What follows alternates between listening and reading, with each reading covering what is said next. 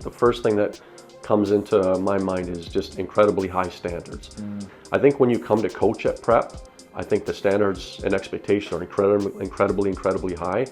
And that's the type of person I am. You know, I want to be around a culture where it's incredibly high and with high standards. And then again, it's when you keep those high standards and you put that CP on your chest, hopefully the players underneath you, your job now is to get them to accept the high standards. And again, on the field, but more importantly off the field. I want to produce the best student athletes that Prep can produce. Hey everyone, my name is Jimmy Smith and welcome to episode number 58 of the Rambler Podcast, where we are passionate about sharing what makes Cathedral Prep the standard of excellence. I'm the host for the podcast and I'm excited to have state champion coach Sam Tojaga on as a guest. Sam enters his 20th season as the varsity head coach for Cathedral Prep Soccer. He is a native of British Columbia, Canada, where he was a member of 2 national championship teams. Sam played collegiate soccer at the University of Louisville, where he was a 2-year captain and is currently on the soccer alumni board there. Sam has been a club coach in Kentucky, Indiana, and most recently is in his 24th season with the Erie FC Flash Soccer Club. He holds an advanced national NSCAA diploma as well. This past season, the Cathedral Prep soccer team were the Pennsylvania state champions, and Sam was named the 2023 Pennsylvania Coach of the Year. What an incredible accolade. That's awesome. Sam is married to Emily Polito Tojaga, Villa Maria Academy class of 1989, and has 3 children, Mariana, Villa Maria Academy class of 2017, Sammy, Cathedral Prep class of 2018, and Alexa Tojaga, Prep class of 2023, who was the first Tojaga on the podcast. Right. Thanks for the introduction. Yeah, I hope I can do as well as her, Jimmy. Thanks for having me today. Yeah, absolutely. You're welcome, Sam. I'm glad to have you on. It's a long time coming. No, this is great. I think you do a phenomenal job, and it's a pleasure to be here. I know last time when Alexa was here, she loved it. So like I said, Good. I hope I can do as well as her. Yeah. So for those who maybe are newer with the podcast following, I had Sam's daughter, Alexa Tojaga, and Hayden Hutchinson, Prep class of 2023, come on the podcast right before they graduated in May of 2023, come out. So they were sharing about their experience in co-ed prep and talking about what it was like nowadays, and they did a great job. Yeah, I don't think you can find 2 more kids from that class that just enjoyed their time here at Prep, and really, I think gave a lot to Prep, but also took a lot, and both doing great things at the collegiate level. So I know that the podcast was great, but 2 great people, just really appreciative of the opportunity that Prep has given them. Good. And it was fun. We had a Rambler golf outing a couple weeks ago at Whispering Woods, and I didn't realize Alexa was working there, and I saw her. I was like, oh, hey, and it was like catching up, how are things at school now? And so it's good to see her doing well. She's very personable, loves being back home and enjoying her time at Kentucky. So I know she enjoyed that day seeing everybody too. So it's nice to have her, but she goes for a year or 2 here in a few weeks, but we've enjoyed having her for the summer. Sam, I got to say, you're a legend around here now. I was 20 years, state champion coach. I tell you what, it's pretty cool. Look, that's flattering to say. I don't know, legend. It's been great. Somebody, I didn't appreciate what Prep meant when I first moved here. But having been here 20 years now, obviously I'm all in. My kids have come through the school. We've had hundreds of players come through it, and it just means something special, to come here and if me and my staff have given back or we've taken a lot more than we've given. And last year was a special year, but we've had incredible teams for 19 going on 20 years. And it's been one of the highlights of my life being a member of the Prep community for sure. Well, when we kind of look back on how you even got introduced to Prep, I mean, can you connect the dots for us a little bit? How'd you end up coaching here at Prep? So ironic. So when I first moved to Erie here, I met my future wife, University of Louisville. She moved back to Erie. I came about 6 months after we graduated, and right away I hooked up with a gentleman named Rich Hardis, who was actually coach of the goalie coach Man United, now used to be coach at Mercyhurst University, and started coaching with the Erie Admirals. Spent some time there, got to coach some teams. My very first team I took on my own was a group that would have been 95, 96. That included John Reese, my current assistant, who's, how many years, but, they were 18, 19 at the time. And then just kept coaching youth. And then the athletic director at the time, Tony Himes, approached me. There was an opening here at Prep. And asked me if I would come and join, and at the time I was working for Pepsi Cola, and I turned it down. Actually, I think it was twice, and I kick myself now because I could have been here a lot longer because I was actually ironically already coaching players that were, I was coaching the club team that essentially all the players came here and were doing great things. Yeah. That was like, I think, late 90s, early 2000s. So I kicked myself for not doing it, and appreciate Tony asking me. But I just, young at the time, had a job with Pepsi, didn't know if I could make trainings, et cetera, et cetera. When the job opened up, I think, again, in 2005, and Bill Flanagan approached me, there was no way I was saying no then. Yeah. And again, I was coaching a lot of the seniors at that time, Peter Wagner, Kevin Murray, et cetera, Adam Danch, that we're still very close to. It was their senior year. They asked me, hey, coach, would you do it? And to be honest, there's no way at the time I thought it would be 20 years. It might be a 1, 2, 3 year thing. And I'll be honest with you, the reason is in most communities, club soccer is where it's at. Kids go to high school, but club soccer where it's at. Ironically, in Erie, because it's such high school dominated, I almost feel like the club soccer gets the kids ready for high school. It's the exact opposite. And that just comes to how much prep means to the kids when they're here. So got into it and then stuck with it, and we're going into our 20th year now and coming off a state championship year. So now the pressure's really on to try to repeat. So we're going to do our best to see if we can do that. Now everyone's gunning for you guys this year because you're the champion. Right? Yeah, Everybody wants to beat the champion. Absolutely. And you know what? It's one of those things that people want us locally, but then I think everybody wants to beat Prep in Erie, which is great, right? Rivalries make it fun. Yep. But I think now, to your point, is we gotta. I think now we're at an upper echelon area and respected within the Pennsylvania, area where people know, when you play prep soccer, you're running into, a pretty good program. So I know when we were at the All-State banquet with Kwame and Noah, when they got their awards this year, just so many coaches came up, congratulations. Wow. And that just kind of made you feel good that, hey, you're recognized, again, not just in District 10, not just in Western PA, but the entire state. So that was pretty cool. But we definitely have a bullseye on our head for sure. Yeah, and there's a different element of appreciation for when you have a respected opponent or respected coaches, right, that come up and say something like that to you. Yeah. So I'm sure it meant a lot to you. Like you said, Kwame, Noah, those guys that were there, to have that, I don't want to say admiration, but that respect level from other people who are doing what you guys are doing, competing with you guys, and can share in that, congratulations. Yeah, you know what, that meant a lot. Obviously, myself and the boys got awards, but just seeing the respect other people had for you is big. And I'll tell you, one of the biggest things I've learned in going into my 20th year, and obviously I'm a slow learner at it, I guess, but one thing I've learned to appreciate more are the rivalries and are the hard games, because that's really what, gets the best out of you, right?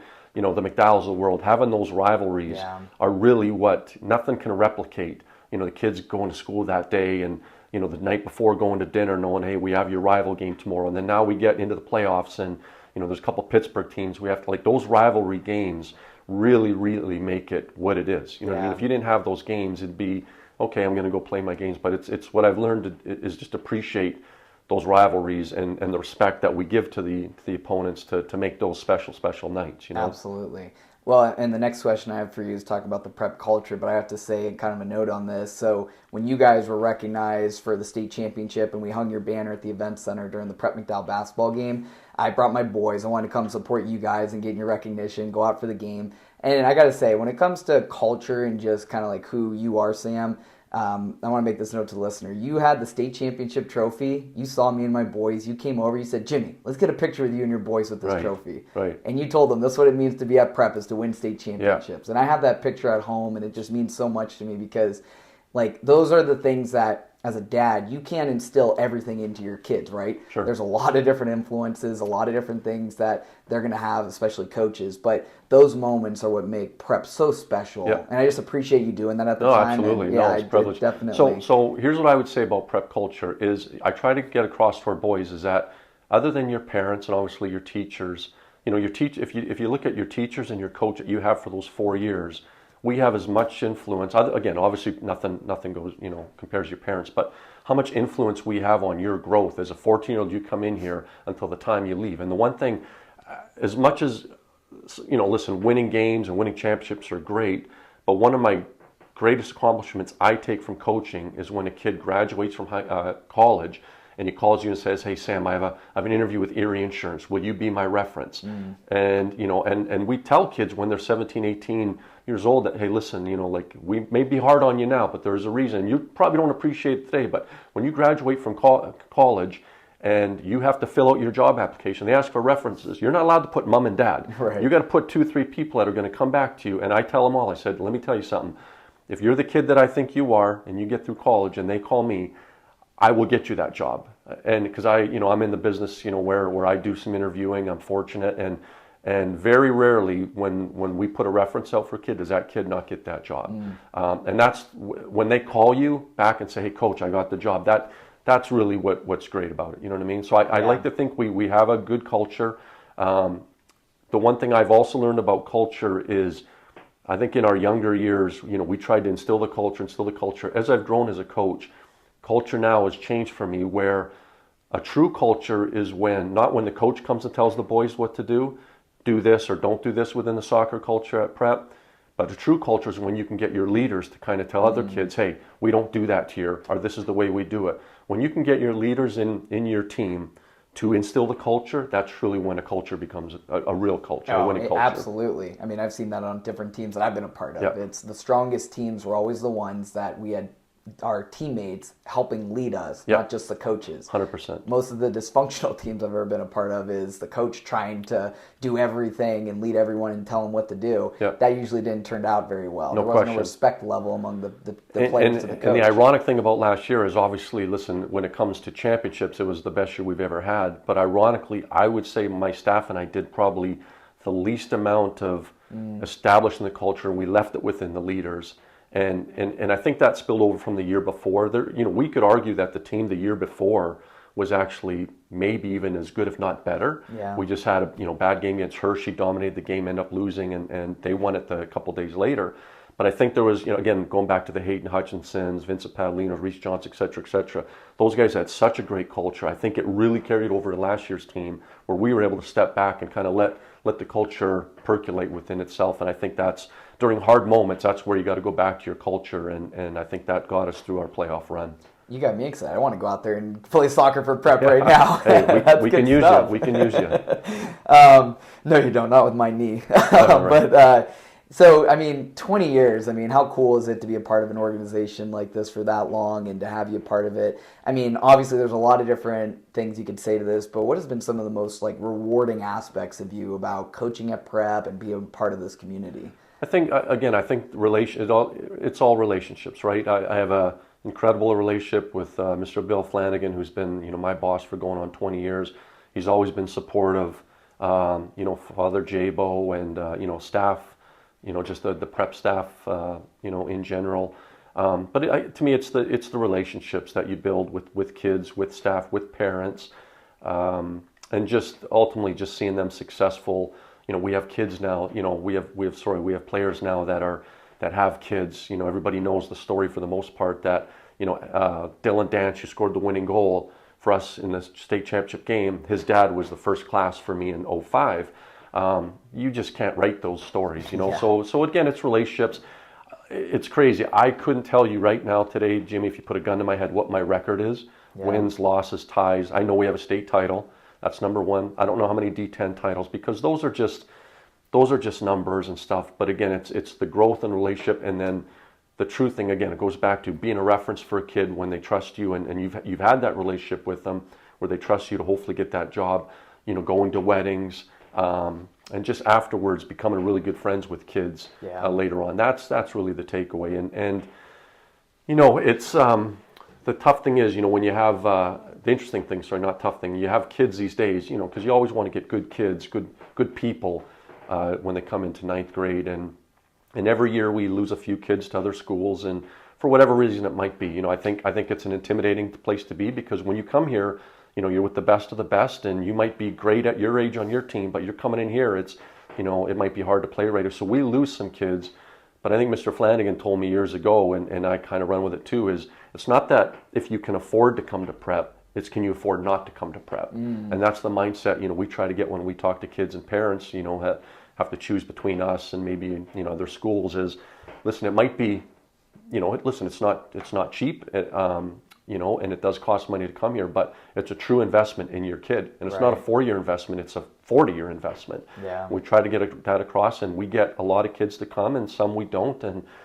And most of those kids that we don't, I'd say 9% of them tell me later, I wish I made a mistake, I wish I would have come. Yeah. So, but again, I think back to your question a long way, it's the relationships that you have during your 4 years, but even more so how those, after college and when they become dads and employees, and that's really what the joy is. Yeah, and I've heard Father Jabo say that a million times when he was the headmaster here and then president. It's not a 4-year decision; it's a 40-year decision. For sure. Same thing you said. I've had plenty of people that I know, friend circles, that they've often told me, it's a sign between prep and this other school. I went to the other school.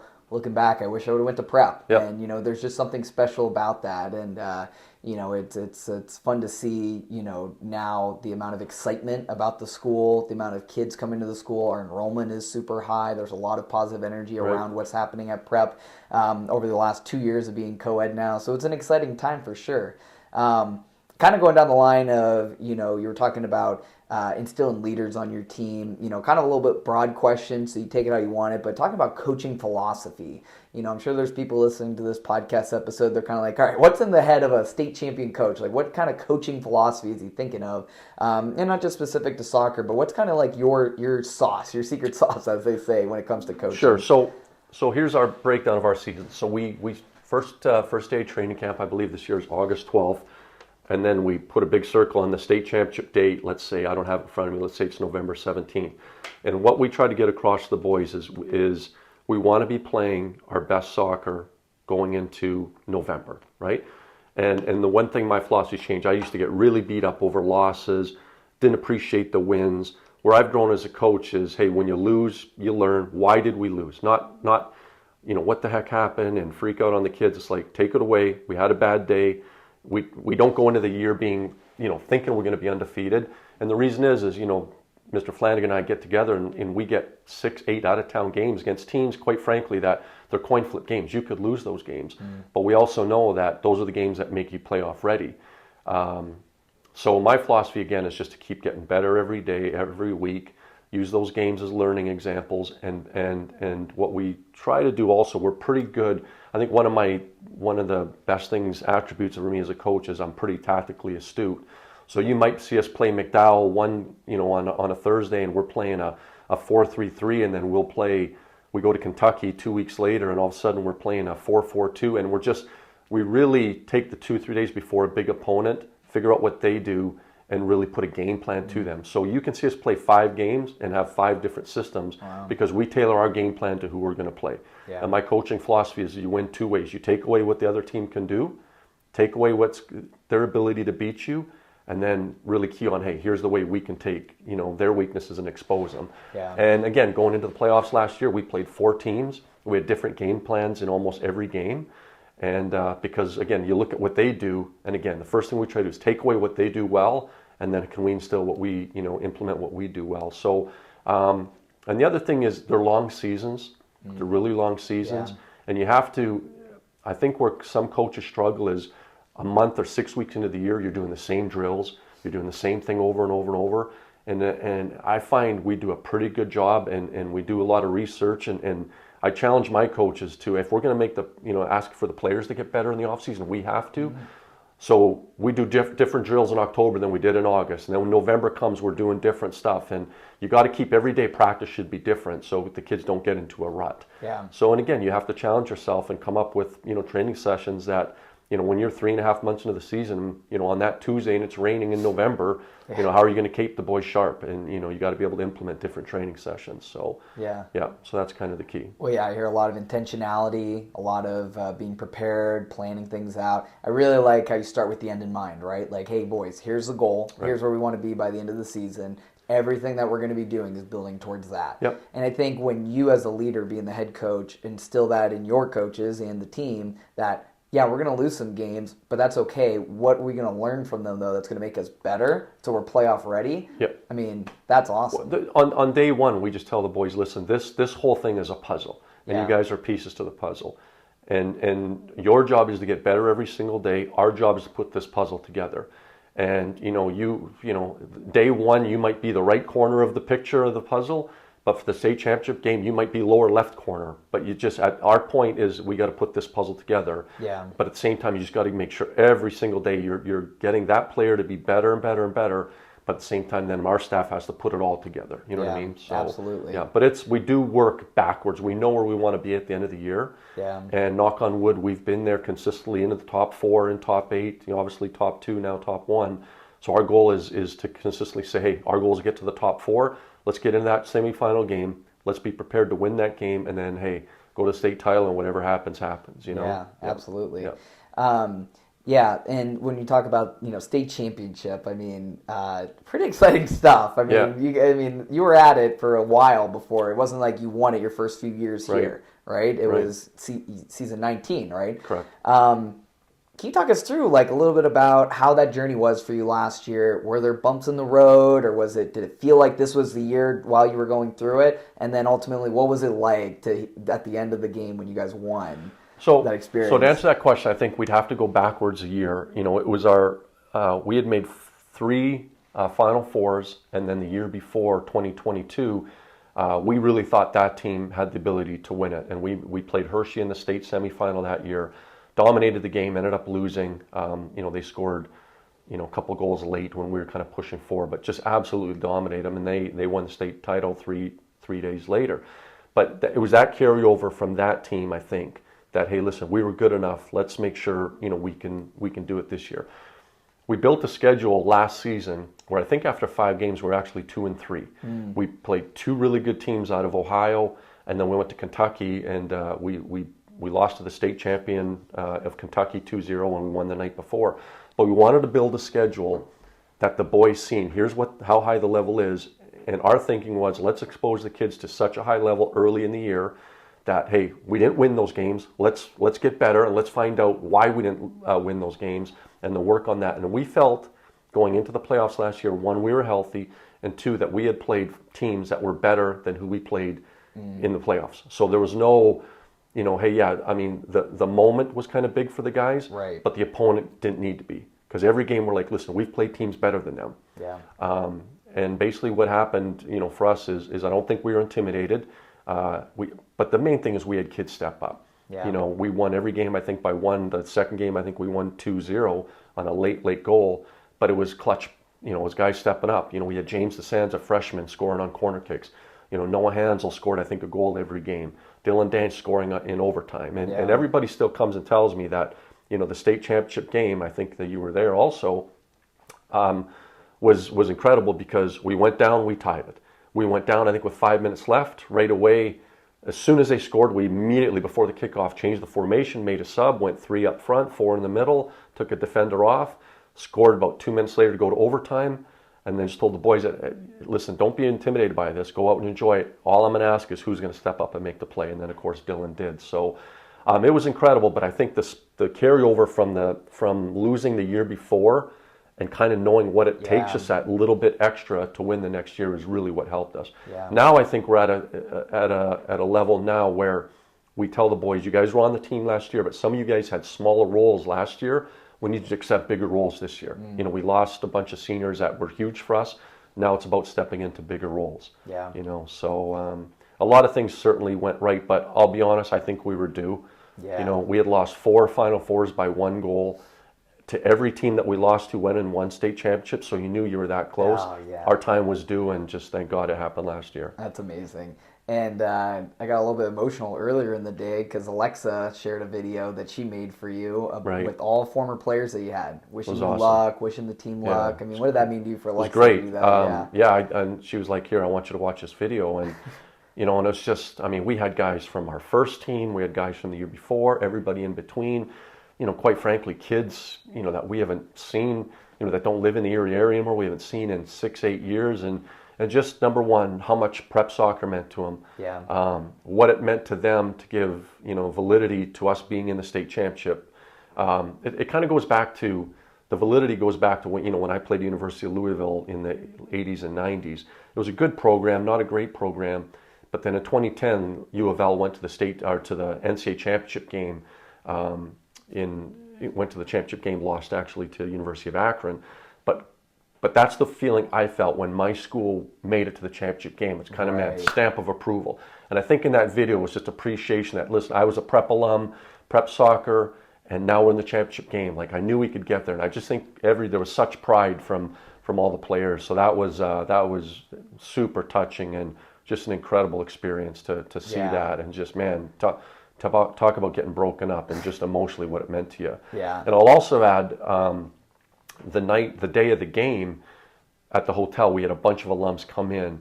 And another cool part, and a lot of them were on the video, but some of them weren't.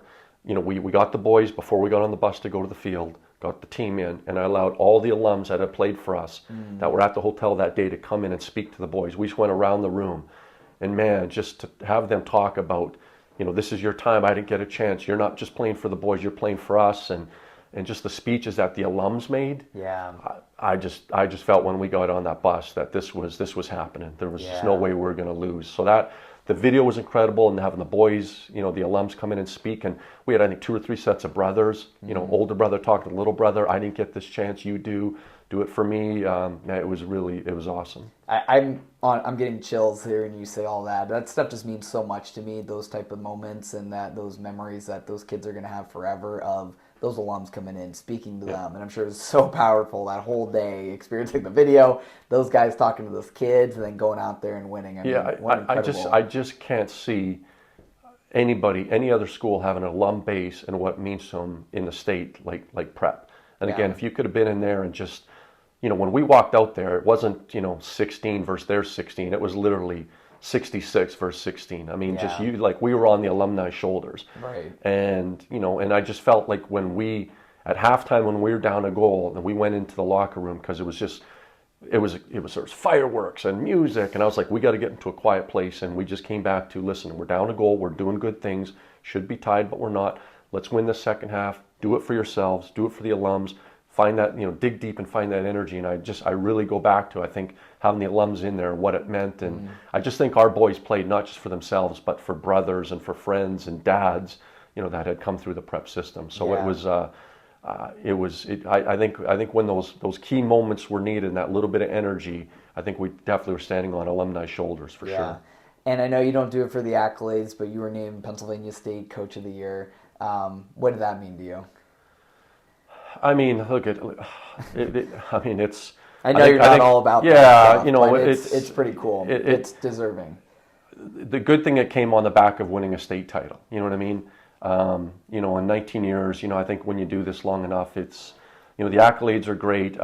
My name's on it, but it certainly is a staff. You know, John Reese, Jeff Meyer, Frank LaFuria, Vinny Padalino. Their names I wish were on them also. But ultimately, you only win those awards when the boys, you know, do what they do. But it's great to get recognized. Just a ton of accolades, and so many people gave their well wishes. So I think that was the main thing. You know what I mean? The trophy's great, but again, it just all comes back to what the win meant to so many people is really what it took apart. And again, if we could have played a role in helping us get there, then great. But ultimately, you know, the boys winning the state title, what it meant to them was truly the reward for me. You know? Yeah. I jokingly called you a legend earlier, right? You got a lot of credibility in soccer, but just coaching in general. I mean, great track record, state champion coach. For people who are listening that aspire to be a Sam Tojaga one day, right? Be a very successful coach, or potential players that are listening to this want to compete at a high level, whether it is soccer or baseball or whatever sport they're in. What advice do you have for people who want to be high performers or high achievers, I should say?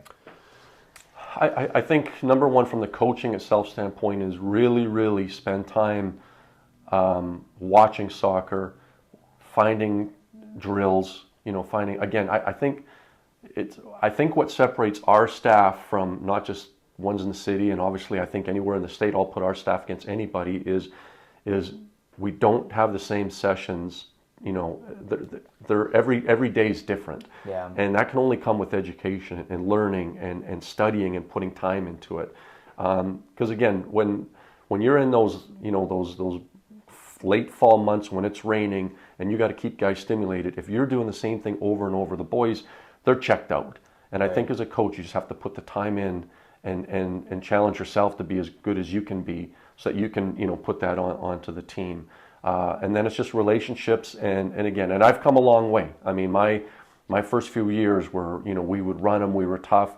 We coach with a chip on our shoulder that everybody dislikes Erie, everybody wants to beat Erie, we got to beat everybody.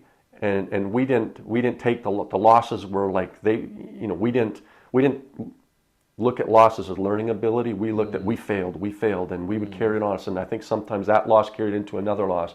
So where we've grown is step back, 24 hours, take why did we lose, let's work on it, and kind of get the boys going again. Yeah. And again, I think just relationships and trying to, again, establish the culture like we talked about earlier. Right. Find your leaders, get a relationship with them so that they set the culture. If you have to set the culture and you're always telling players, do this, do that, I don't know if that's really a winning culture. It's a culture, but I don't think it's going to get you through the hard times. But I think you just you have to invest in yourself and really come up and have knowledge of what you're trying to do. Yeah. And it all comes down to, listen, games are one thing, but games are tests. It's like studying. If you don't study, which is the day-to-day training, you're going to be average on tests.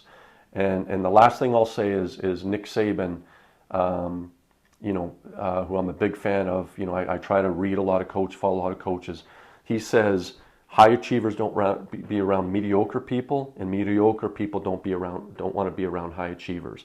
So what we try to do within our program is make sure everybody's a high achiever, and because a lot of times mediocrity pulls those high achievers down. Right. So you got to kind of either get rid of those mediocre people or really bring them up to those high achievers. So we try to just have a culture instilled by the boys that we're high achievers, and we need to have everybody getting to the upper echelon. I'd say a common theme through this whole episode has been a lot of intentionality, preparedness, team culture, looking out for each other versus yourself, a lot of that sort of thing built in, like you were talking about earlier, even accountability, a lot of those different things. When it comes to a successful team, it's really the program itself. It's not just the individual player that's out there just scoring a bunch of goals. It's not just the coach that's amazing. It's a whole team coming together for the common good of winning. Yeah, one thing we've tried to do at Prep is again why a lot of our opponents are going to think we're down this year because we lost a lot last year. What they don't understand is we lost a lot the year before last year. We did. And everyone think last year's team we were going to be down, but they're not. And I don't think this year's team is going to be down. What it is as you're coaching this year's team, you want to build next year's team. And that's how you build a program. A program isn't you have one great year and then 4 bad years. A program is you have a great year and hopefully a good or great year again. And again, what it is getting those younger kids that might be freshmen, sophomore, giving them opportunities, this year, so that next year they can accept bigger roles. And I think this year's team, we have a lot of kids coming in that had smaller roles last year, but they're ready to have bigger roles. They're excited to have bigger roles. And again, that's again advice I would give to young coaches is you got to look out years and years and years. And get kids this year that they may not be ready, but give them a bite at the apple so that next year they are ready. So as you're coaching this year, build the future, and I think that's what we try to do. Big picture thinking, right? Long term, 100%. not just the here and now. Yeah. So you're approaching year 20, right? I know you're just kind of hitting on, the idea that you have some players getting ready to come up the pipeline that you think you're going to have a good team this year. You were just talking about that. What are some of your goals for this upcoming year for Cathedral Prep Soccer? Again, is the preparation, right? It's the first thing you want to obviously say is, hey, we want to win a state title again, but that's the end goal. I think the immediate goal is just to get the boys to buy in every day to get better, to get better, to get better. Yeah. It's the preparation, the day-to-day that, quite frankly, I enjoy the most also. I work in Cleveland, I sell, I come back, and as I'm driving back, I'm just thinking, okay, what are we doing in training today? What do we need to work on? We have a game tomorrow. What are the tactical things to work on and implement that? So really it comes down to the day-to-day. The day-to-day. Games are fun, but I think our staff and I would tell you it's the day-to-day trainings which we enjoy. I know the boys obviously enjoy the games, but what I really enjoy is just the preparation over the months to get you ready for that. Again, I keep calling it a final exam. Make sure the boys, when they go to that final exam, which is the PIAA playoffs, they're comfortable, they're confident, and we tell them, if we've done our job, you already have the answers to the test. Yeah. You just got to go in and take the test. So that's kind of what I enjoy. But again, that's 3.5 months of everyday work to make sure just little by little by little getting better every single day. So again, when that second, third week in November comes, you're ready for that final exam. So yeah. that's it. And this episode of the podcast will be coming out beginning of August, so just a couple weeks before you guys get ready to hit the field officially and get out there and get ready for your season. It always sneaks up on us so quick through the summer. It does. Feels like yesterday we won it. Yeah. But, it's been 9 months though. So ready for the next one. That's right. Absolutely. Well, just a couple more questions for you as we wind down here, if you got the time. Sure. So just an ending, kind of a lot of this conversation. What legacy, Sam, do you hope to leave behind as a coach? Not just for Cathedral Prep, but I mean, one of the best coaches out of the Erie area, right, for soccer. I mean, what legacy do you hope to leave behind as a coach?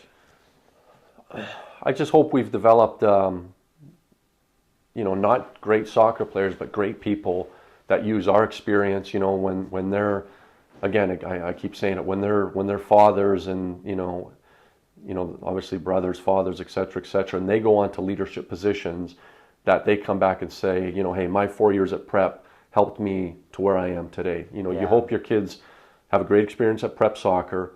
And again, it's not easy, right? And we don't want it to be easy, but we want it to be rewarding and prepare you for college, get through college and move on from there. And again, whether you go into coaching or just, you're a great husband and a great father and a great employee, if we've helped that's kind of really soccer's a vessel that we use hopefully to develop good people.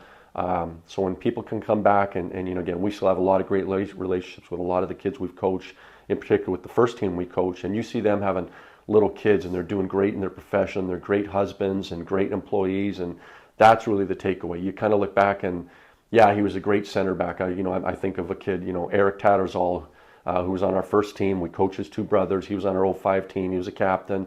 Went played at Cleveland State. Now he's a professional referee. He referees at some MLS games, USL games, and he's, I think, a vice principal in Ohio.